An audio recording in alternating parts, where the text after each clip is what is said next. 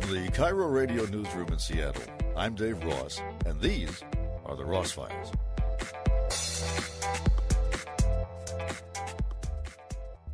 We're going to talk now with a cardiac surgeon in Kyiv, Ukraine.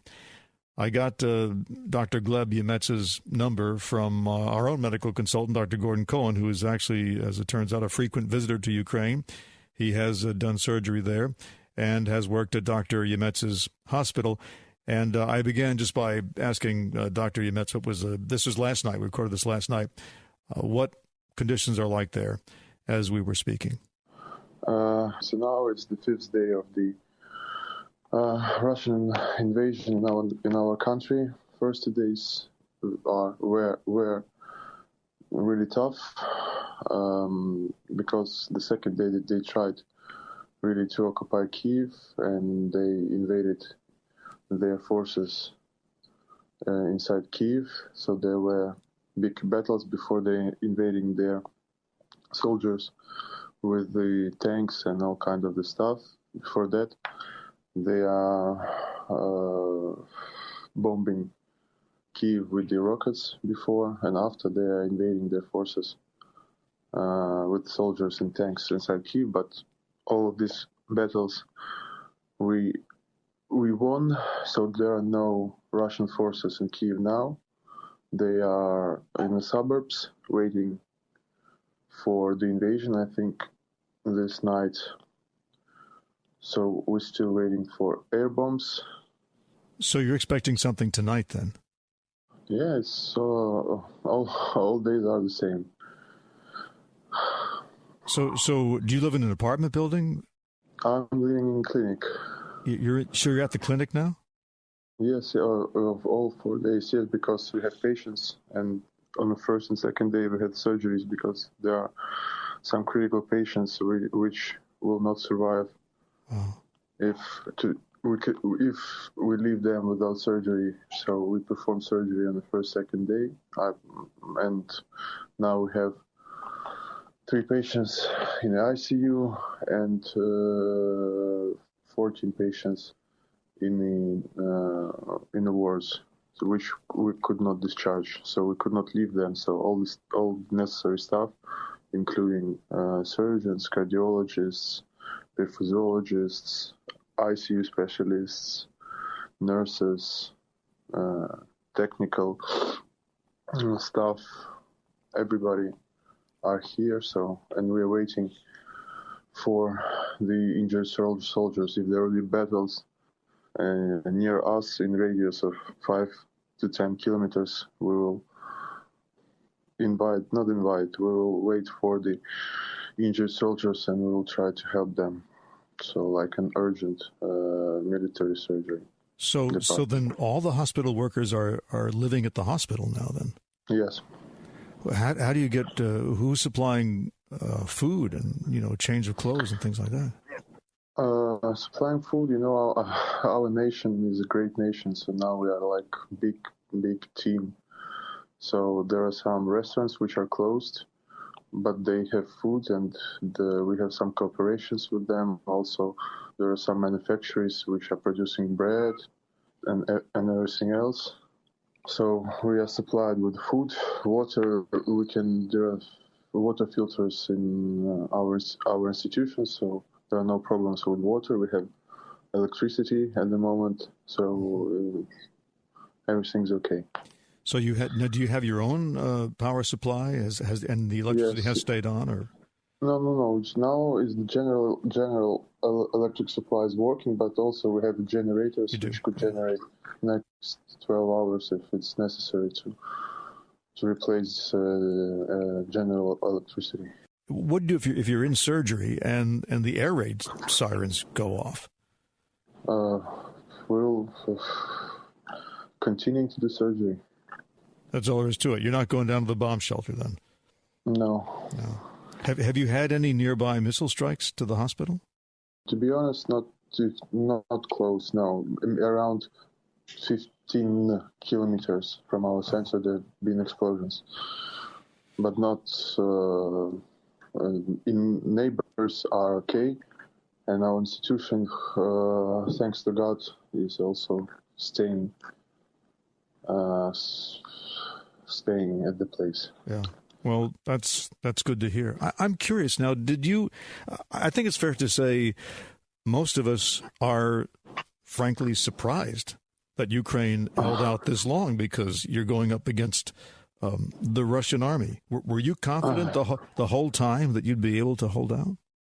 Not the first day was a really tough day. On the second day, it was the toughest day, because there was a lot of Russian soldiers that were tried to get inside Kyiv and find our president.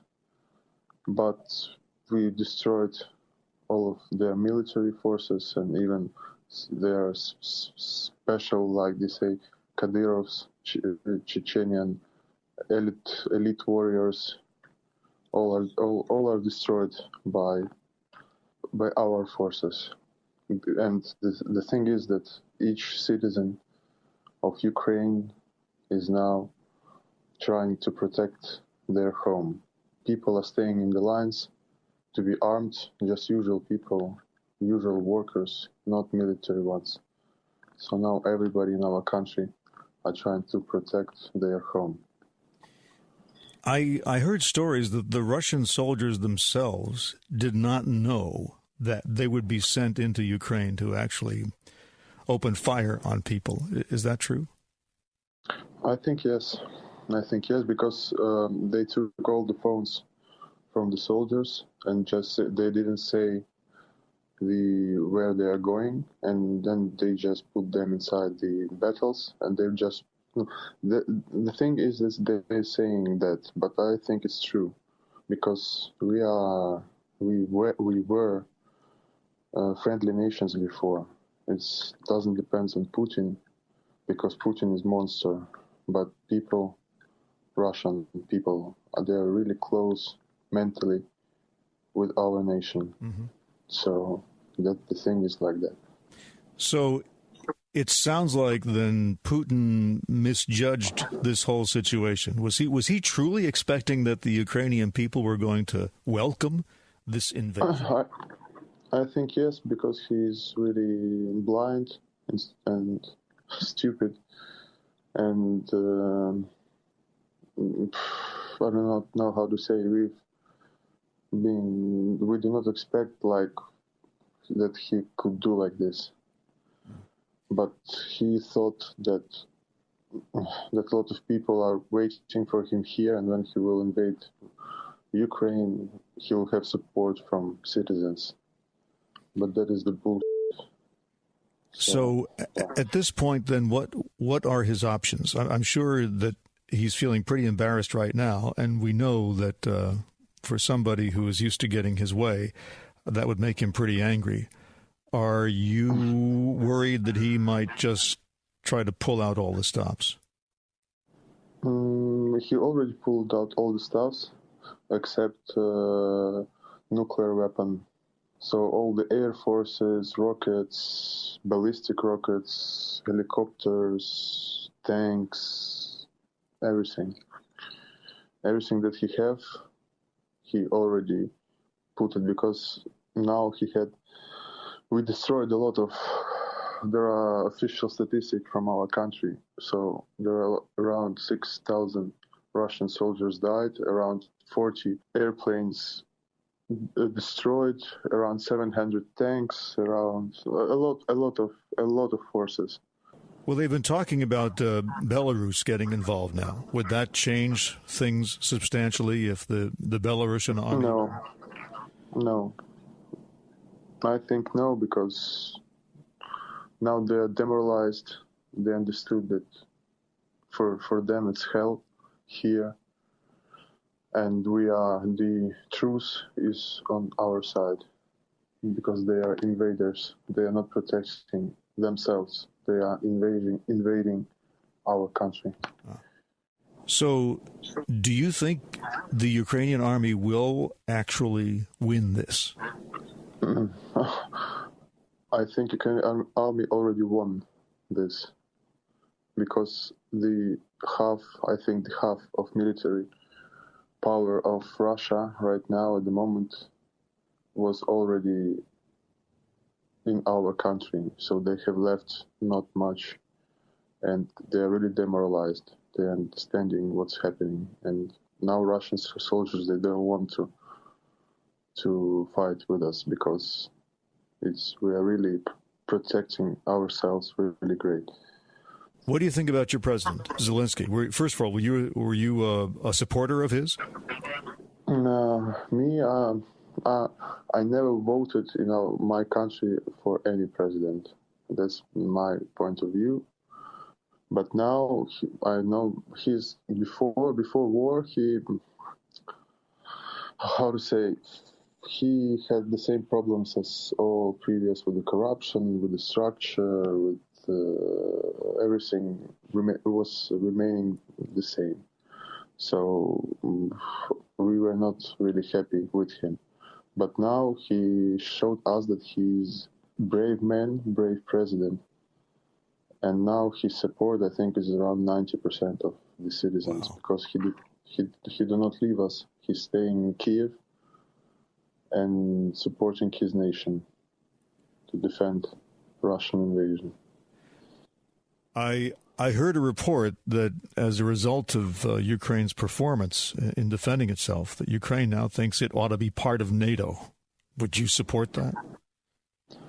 I'm in doubt. I'm a doctor. I do not want any,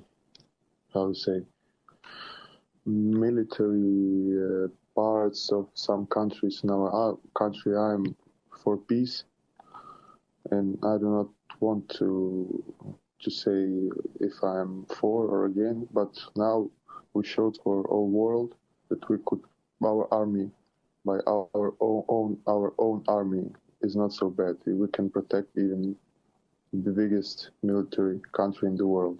So I could not answer your question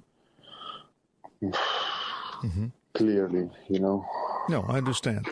You would just like to be left alone to live in peace. Is that right? Sure. Yes.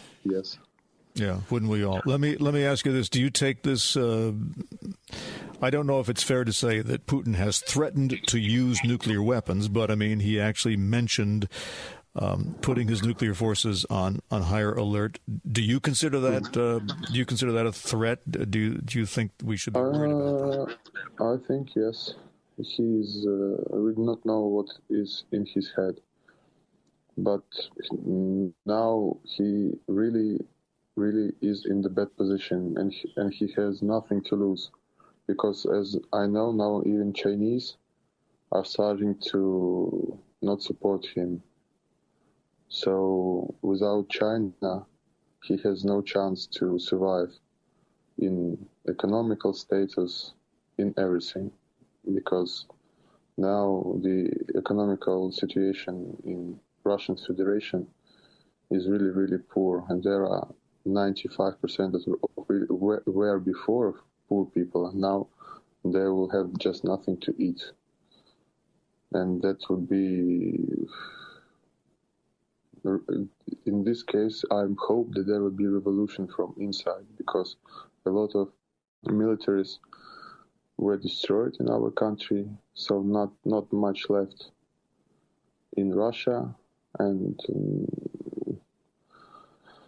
I do not know actually, but we hope that now we definitely know that Putin is a horrible person, because before war in my opinion, I said that I thought that he's a nice president for Russian Federation. And he's really talented. His external politic is really well in comparison with all others. But I had a hope that he will not do that. Now he has any support from Ukrainians. Nobody. 100%. Maybe 99% recognize who he is. So now it's a different situation in Ukraine. So do you think he could actually end up being removed from office? I hope so. I hope that his close staff who is working with him, should do that, because if he will start nuclear war, there will be no chance for anyone on the planet. So that is the main reason. But that's my opinion. I don't know, actually. Yeah.